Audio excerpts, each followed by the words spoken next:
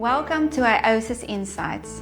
I am joined today by Professor Charles Feldman, Editor-in-Chief of the Open Access Scholarly Journal, the Southern African Journal of Infectious Diseases, which recently joined the IOSIS Scholarly Journal collection.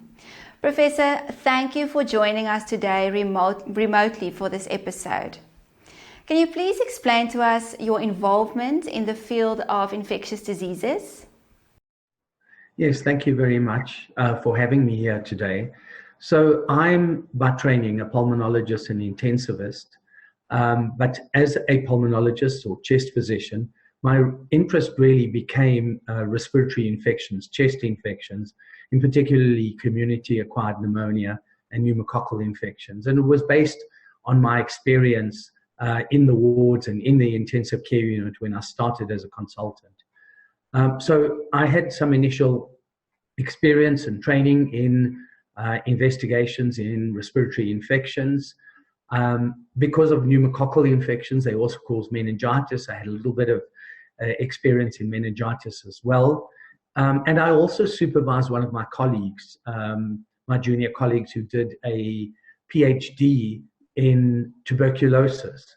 So I was really grounded in infectious diseases, and many people saw me really as a kind of infectious disease specialist in terms of respiratory infections. So I joined the Infectious Disease Society of Southern Africa because of my interest in infectious diseases, and I attended some congresses and so on. And when the opportunity became available for me to join the journal as editor-in-chief, I was known to the people in the Infectious Disease Society, and so they approached me and asked me to take that on. And that's really how I became to be involved with the Infectious Diseases Society of Southern Africa, subsequently with the Federation of Infectious Diseases Societies of Southern Africa, which is an umbrella group that contains all the infectious diseases societies are in South Africa. So it includes the Infectious Diseases Society of Southern Africa, the Sexually Transmitted Diseases Society, the Infection Control Society, Travel Medicine, and so on. And that's how I happened to become actively involved with the journal. The journal was launched in 1986, and since 2003, you took responsibility for the growth and the quality of its content as editor-in-chief. Can you please explain to us how the scope evolved over time and why?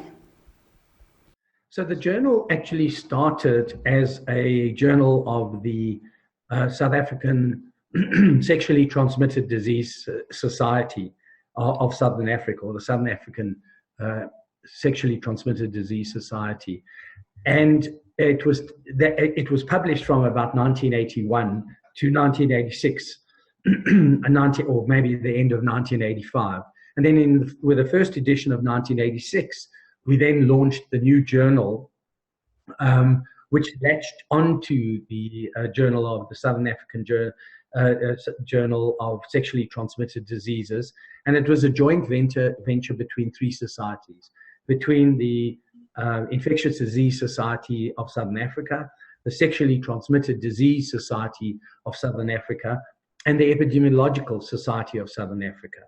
And the initial title of the journal was the Southern African Journal of Epidemiology and Infection. So it included the interests of all those societies, infectious disease on the one hand and epidemiology on the other hand. Now, in fact, it wasn't epidemiology of infectious diseases alone. It included epidemiology of other conditions such as non-communicable diseases, on cancers and so on. And so it had a very, very broad scope, the journal.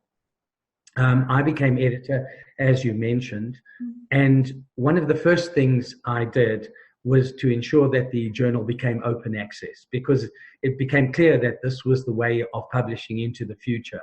So we changed the look of the journal, which had remained, or I changed the look of the journal, which had remained unchanged for many, many years, almost the entire time until I took over in 2003. And then, in fact, we made it open access. We joined a publishing company who assisted us in publishing it. And we then became a very successful journal, in our opinion.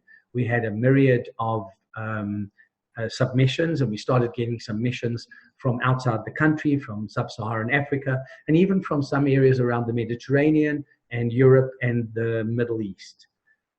We then did a name change, and the name change for the journal was to our current journal name, which is the Southern African Journal of Infectious Diseases.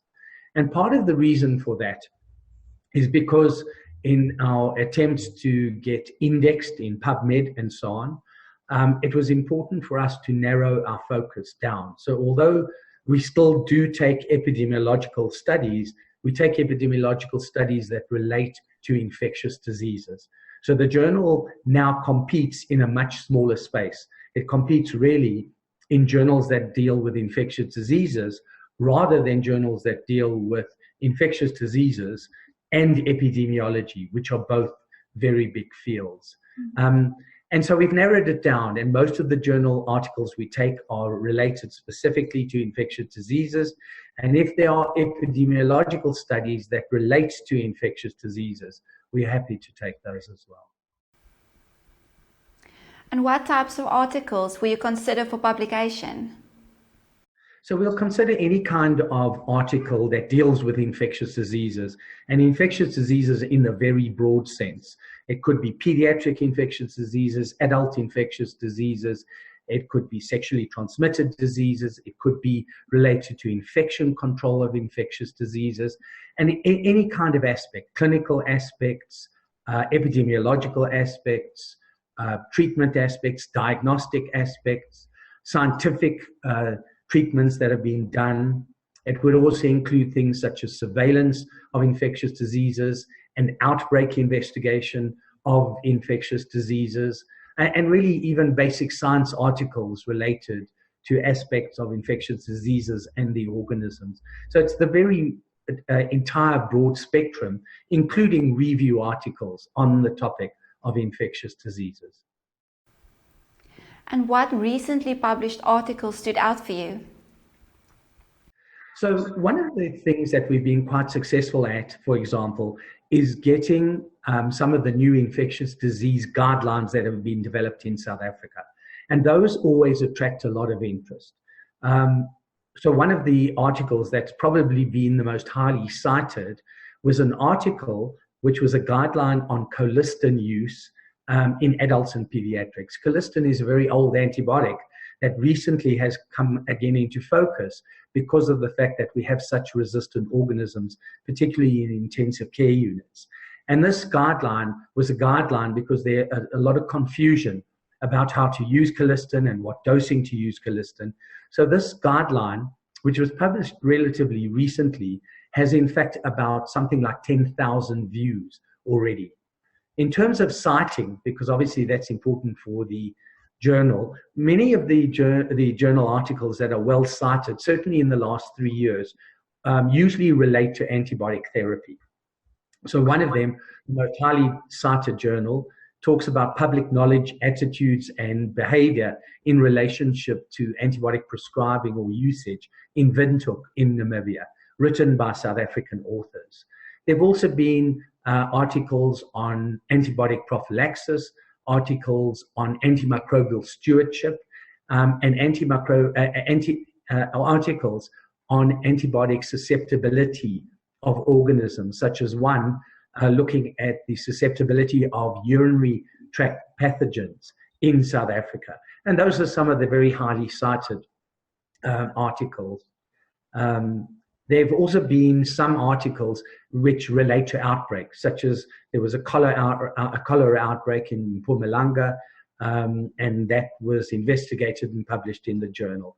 So it really relates to all spectra of infectious diseases, but it seems that particularly useful to the readers has been the subject of antibiotics and antibiotic use and attitudes and so on.